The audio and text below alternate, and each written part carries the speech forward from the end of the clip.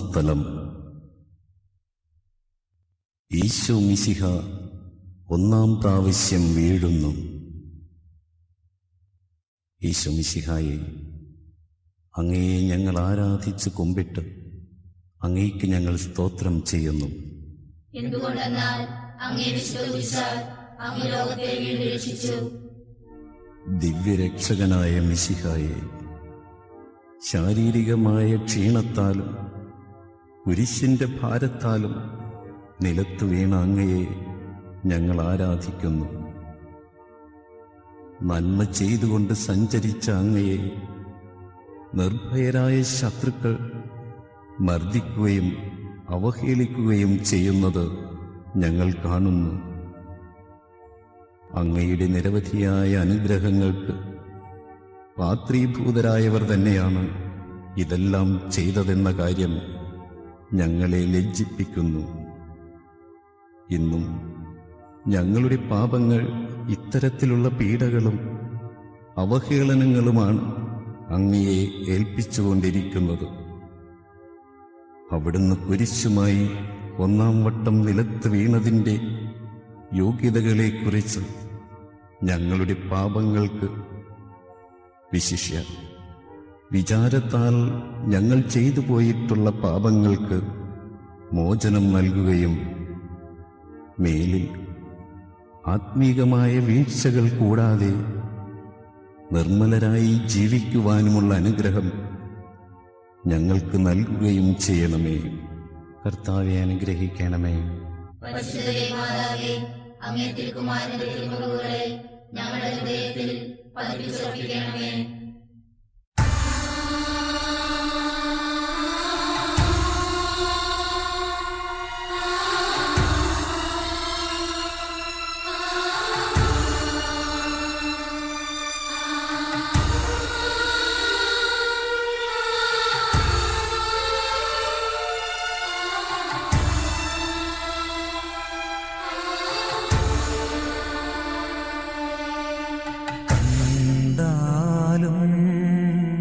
മാർഗമധ്യേ കന്നിമേരിയമ്മ തൻ സുതനെ കാണുന്നിതാ, എത്രമാത്രം മർമ്മഭേദകമി കൂടി കാഴ്ച കഷ്ടം. മാതാവേ,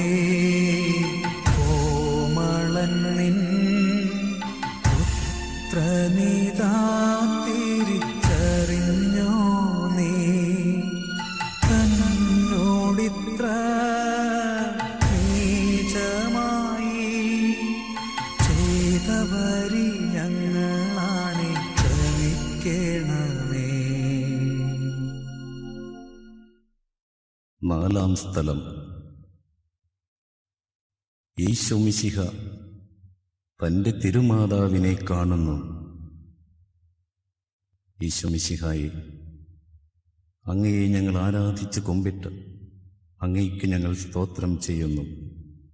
എന്തുകൊണ്ടെന്നാൽ അങ്ങേ വിശ്വസിച്ചാൽ അങ്ങ് ലോകത്തെ വീണ്ടും രക്ഷിച്ചു.